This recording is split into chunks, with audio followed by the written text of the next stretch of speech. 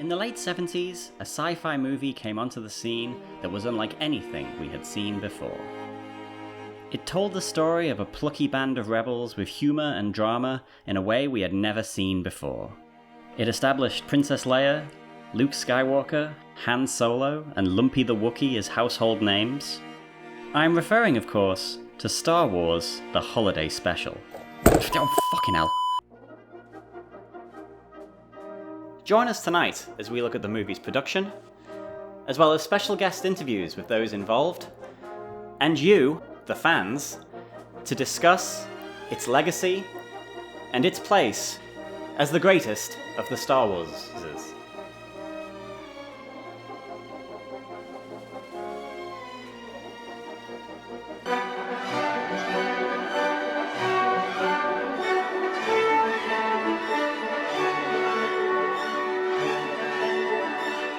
A long time ago in a galaxy far, far away. The Star Wars Holiday Special. Star Wars.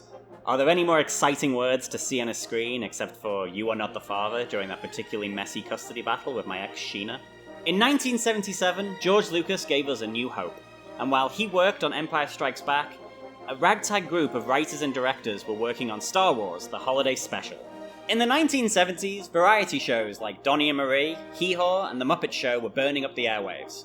And then, some genius had the idea to do that, but Star Wars. George Lucas left them to their own devices with one caveat. Wookiees? It's gotta be about the Wookiees. Of course, how do you write a show when the main focus of that show can only communicate with grunts and growls? The writers took their concerns to Lucas. It's gotta be about the Wookiees. The writers of the Holiday Special refused all of our offers for interviews, but our investigative reporter Matt managed to track down a key member of the production team. However, due to their involvement with the Holiday Special, they've asked for their identity to be obscured.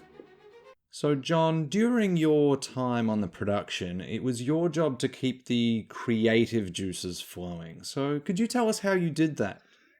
Yeah, man, with like a lot of moral support, man. Yeah, and cocaine. And how much cocaine did the writers go through? All of it. So they used everything you supplied? No, they took it all. Like all the cocaine. Okay, John. A New Hope was made for $11 million and changed the face of cinema forever. It's one camera. The Holiday Special was seemingly made for nothing and has since become the pinnacle of cinema. But don't take my word for it. We sat down with noted film historian Professor Film Twitter to see how this movie had become a stone-cold masterpiece. Thank you for joining us, Professor Film Twitter. When the call came through that you wanted to talk about a real film, I just couldn't resist.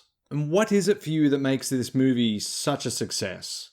Oh, the choice to make the main characters not just unable to be understood by the human ear, and to give us scenes of domestic goings-on, and to do it for scene after scene after scene after... Yes, and so can you...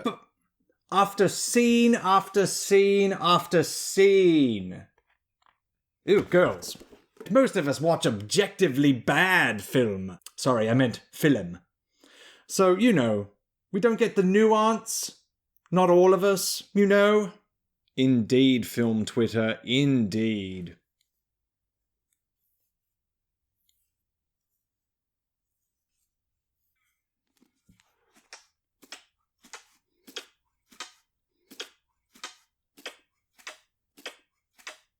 The mystery of the movie's disappearance has haunted fans since 1978. Some blame the Russians, others Kathleen Kennedy, and some put the blame squarely on other jealous filmmakers who knew that if the film had a wide release, it would ruin their careers.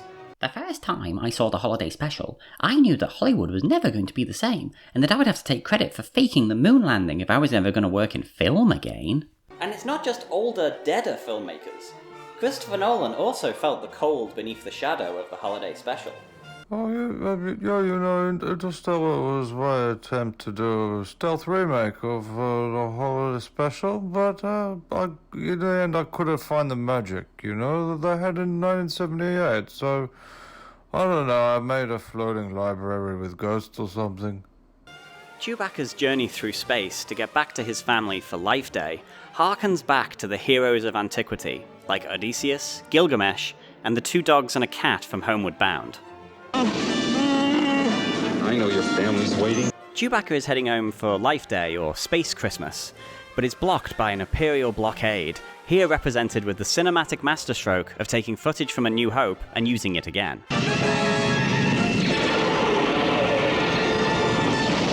That's it, I'm turning back. And it's not just Chewbacca who's back for more. Harrison Ford's lawyers informed us that we're not allowed to mention his involvement, but we did manage to track down some old footage of Mark Hamill's makeup artist, which we'll present for you right now. They come to me and say, you make this small man boy look like, how you say, a mannequin, but dead mannequin, like doll with jaundice. And what did you say? Okay. I say, okay, you want dead doll boy band? I make. Starting to have a fine aroma.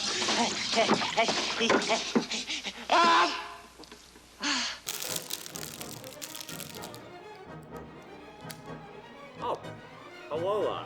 You caught me having my lunch. Just watching that Bantha surprise be cooked in what felt like real time has got my stomach growling. Thank you. Now, however, when the movie came out, there were those that found the depiction of the four-armed chef to be a mockery of their profession.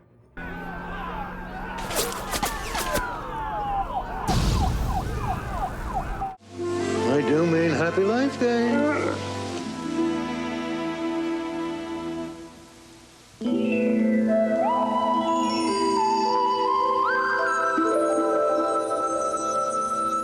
Oh, yes.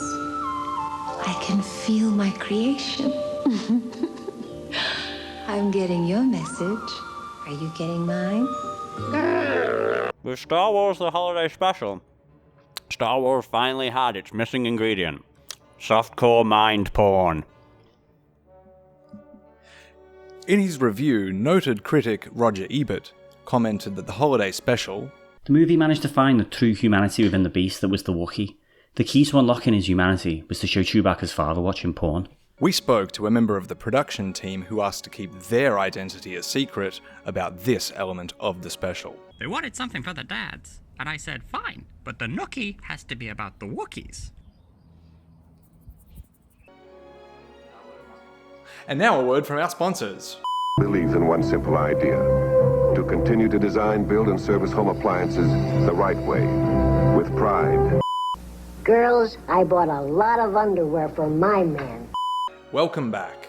It wasn't just a softcore onanism interlude that featured music in the holiday special. The band that the Beatles wanted to be, Jefferson Starship, also featured in it. We caught up with former bass player Jeff Orson Starship to find out how they got involved. Yeah, man, so we say to our manager, Ricky, are we gonna be doing like the music for like a space battle or something like that? And Ricky says, nah, you're gonna be doing a scene where you're like on a holographic TV while 3 Bigfoots and a vaudeville kind of comedian guy, they're being hassled by like space Nazis. And you wrote a song specially about Star Wars, did you? Nah, man, we just did a song about like God and diamonds and like Kubla Khan and just put in some like sick guitar solos. It was happening, man. It was real happening. Not since the framing of Roger Rabbit has animation and live action been melded together so seamlessly.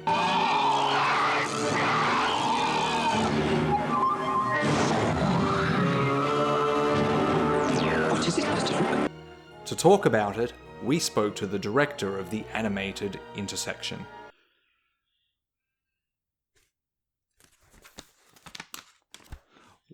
Wait, you directed this? Yeah, man, based on a dream I had. Surely you based it on Star Wars. No, man, Kirk and Spock weren't in this. I'll just... Yeah. Okay, far out. I just want to go home. Fine. We hope you've enjoyed this special journey into the Star Wars Holiday Special so that you could be reminded of why the special is so special. No other Star Wars has ever dared give us the answer to whether the Mos Eisley Cantina song actually has lyrics. Or given us scenes of domestic life that make us feel like we're performing the chores ourselves.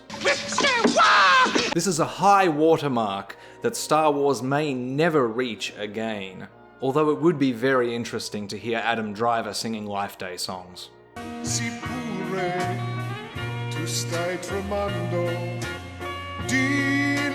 Thanks for watching, and join us next time as we go into the only perfect Star Wars sequel, Ewoks Caravan of Courage.